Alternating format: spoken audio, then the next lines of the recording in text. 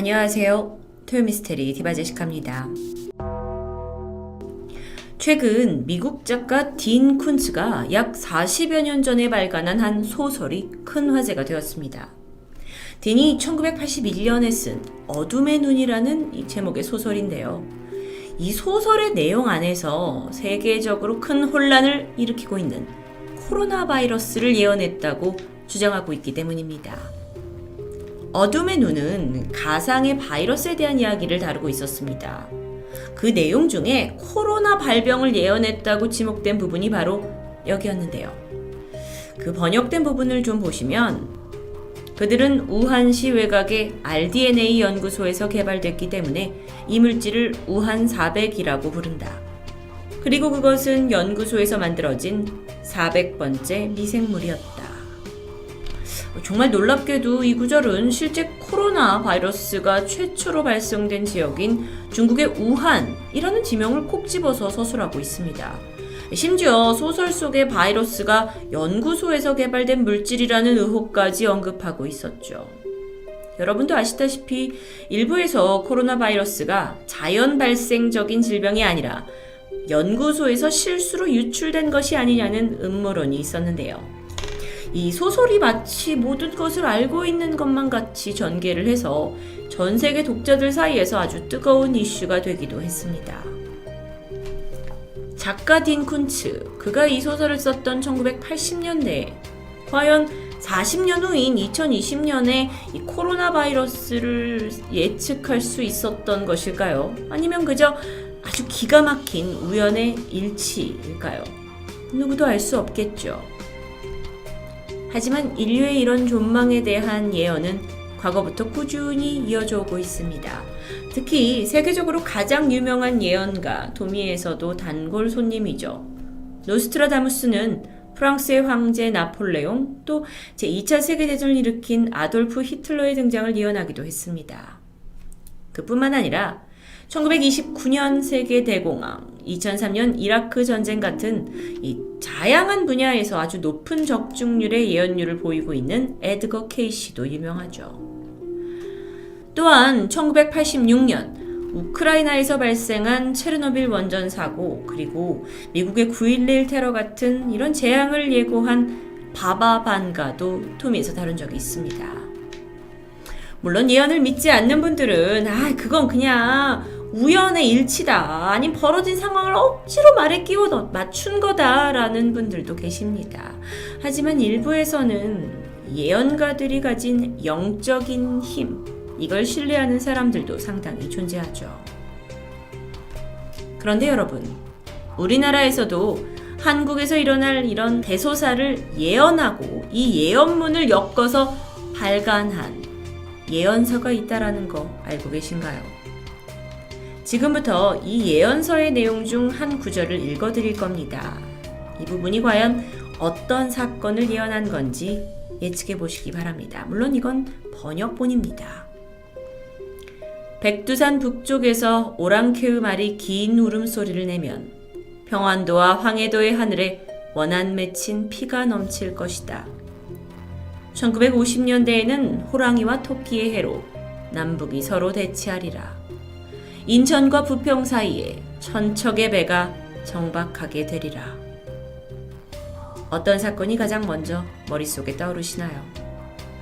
오랑캐의 말이 긴 울음소리를 낸다. 남과 북의 배치 천척의 배의 정박. 이 부분을 해석한 학자들은 바로 한국전쟁, 6.25 전쟁을 나타내는 문장이라고 주장합니다. 특히나 인천과 부평 사이의 천척의 배, 굉장히 디테일하죠.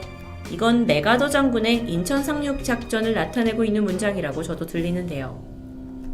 이 예언서는 과거 조선에서 만들어진 예언록 중 그 내용이 가장 정확하다고 평가되고 있는 정감록의 한 구절입니다. 정감록은 조선 중기 18세기 영조 혹은 정조의 재위 무렵쯤에 백성들 사이에서 널리 퍼진 예언서 중 하나인데요. 6.25 전쟁이 1950년대에 터졌으니까 그로부터 최소 200년 전에 쓰여진 예언서죠. 당시에 이 예언서가 나들었을 때 무슨 당장의 변화가 생겼던 건 아닙니다.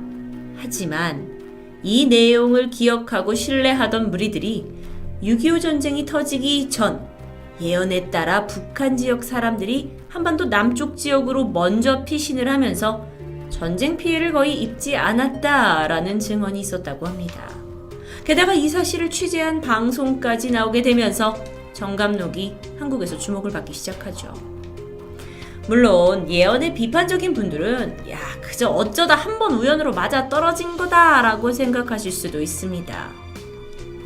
그런데 사실 이 정감록이 예언한 또 다른 크고 작은 한국의 사건들도 존재합니다. 정감록의 삼한삼림비기라는 문단에는 이렇게 쓰여져 있습니다. 임진년에는 도읍을 옮기게 된다. 자, 정감록이 작성된 이래 지금까지 임진년은 총 5번, 1772년, 1832년, 1892년, 1952년, 그리고 2012년. 우리가 수도를 옮긴 적이 있던가요? 8년 전인 2012년 대한민국은 수도의 분산화를 위해 세종특별자치시를 출범시켰고 세종시를 대한민국의 행정수도로 명명한 적은 있습니다. 단순한 우연이라고 보기에는 그 예언이 지목한 해와 내용까지 맞아떨어지는 부분이 있어서 저도 신기했는데요. 이뿐만 아니라 정감록의 500론사라는 문단에는 이러한 예언이 있었습니다.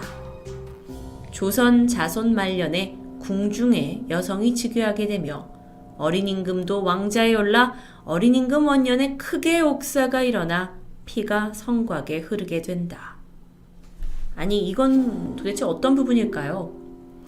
정감록을 연구하는 이들의 해석에 따르면 궁중의 여성이 즉위한다 라는 구절은 바로 전 정권인 이 박근혜 대통령의 취임을 가리키고 있고, 어린 임금이 왕좌에 오른다 라는 부분은 북한의 김정은 위원장이 2011년부터 조선노동당 최고 사령관 자리에 오르는 것을 예언한 문장이라고 해석합니다. 어린 임금 원년에 크게 옥사가 일어난다 라는 구절에 대해서는 2013년부터 김정은 위원장이 고모부인 장성택을 시작으로 권력을 잡기 위해서, 확립하기 위해서 내부 숙청을 하는 사건을 의미한다고 해석되는데요. 아주 흥미로운 내용이긴 했지만 단순히 문장을 끼워 맞춘 게 아닌가라는 생각도 듭니다. 저도 늘 의심하거든요. 하지만 여성의 즉위 혹은 어린 임금의 왕자 같은 키워드가 정확하게 매치되고 있기도 하고, 실제로 두 지도자가 취임했을 당시 정감록의 예언이 실현되었다면서 주목을 받기도 했다라는 사실이 있습니다. 정감록은 약 1739년에 만들어졌다고 추정됩니다. 지금으로부터 약 280년 전이죠. 그런데 그 당시의 정감록은 조선의 앞날에 대한 일들을 마치 현실에 일어날 것처럼 또 불길한 일들을 설명하고 있다라는 이유로 조선의 해악으로 불렸고요. 굉장히 불길하게 여겨졌다고 전해집니다. 특히 이 책의 존재를 알게 된 영조는 정감록, 이건 아주 교활하고 사악한 책이다. 그래서 이 책을 소지하고 있는 것만으로도 처벌하라고 명했을 정도입니다. 왕이 소유조차 하지 말라는 그런 강경한 명령을 내리게 된 데에는 이유가 있습니다. 왜냐하면 정감록에 조선 왕조의 몰락에 대한 예언을 말하고 있었기 때문입니다. 바로 이 구절인데요. 조선이 운명을 다하고 정씨가 계룡에 새 도읍지를 세울 것이다. 마지막에 정씨가 계룡에 새로운 도읍지를 세운다는 부분에 대해서는 다소 여러 갈래로 해석이 나뉘고 있지만, 실제로 조선왕조는 1905년 을사조약으로 인해 일본의 외교권을 강제로 양도하여 식민지로 전락하게 되죠. 정씨, 계룡이라는 키워드는 그 어디에도 끼워 맞출 만한 부분이 없는 것처럼 보입니다. 그런데요, 과거 한반도에서 작성된 예언록이 비단 정감록뿐만은 아닙니다. 정감록과 비슷한 시기인 조선 말기, 평안남도 대동군에 살았던 도인 송하옹이라는 사람이 작성한 송하비결. 이 송하비결은 2800자의 한자가 4자의 성구로 쓰여져 있는데요. 한 역학자가 필사본 형태로 간직을 해오다가 2000년도 말에 해석한 부분을 발간하면서 주목받게 됩니다. 여기에는 한반도의 사건 사고뿐만 아니라 2012년 동일본 대지진까지 예언했다고 해석되어 있죠. 우선 지진이라고 추정되는 부분을 보실 텐데요. 2010년 외는 밤낮 없이 벼락처럼 흔들리며 불기둥이 솟구치고 땅이 뒤집힐 것이다. 실제로 2012년 일본은 사상 최악의 지진이라고 불리는 동일본 대지진으로 막대한 피해를 입었습니다. 2000년도에 들어서도 꾸준히 지진 빈도가 높아져 가고 있죠. 이뿐만 아니라 송하비결에는 국내 사건이 아닌 다른 사건을 예언했다고 일부가 주장합니다. 바로 이 부분인데요.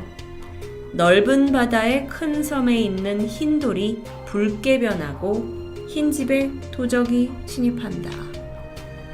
여기서 해석에 따르면 이 넓은 바다의 큰 섬은 미국의 뉴욕 세계무역센터, 흰돌이 붉게 변한다는 많은 사람들이 희생을 당하고 피해를 입게 될 것이다 라는 뜻으로 미국 워싱턴의 국방성 건물 펜타곤, 도적의 침입, 9.11 당시 공격당한 미국을 나타내는 것이라는 해석입니다. 제 말소리가 조금 줄어드는데 저도 어쩌면 이 해석이 과연 맞는가라는 생각이 계속 들 수밖에 없습니다.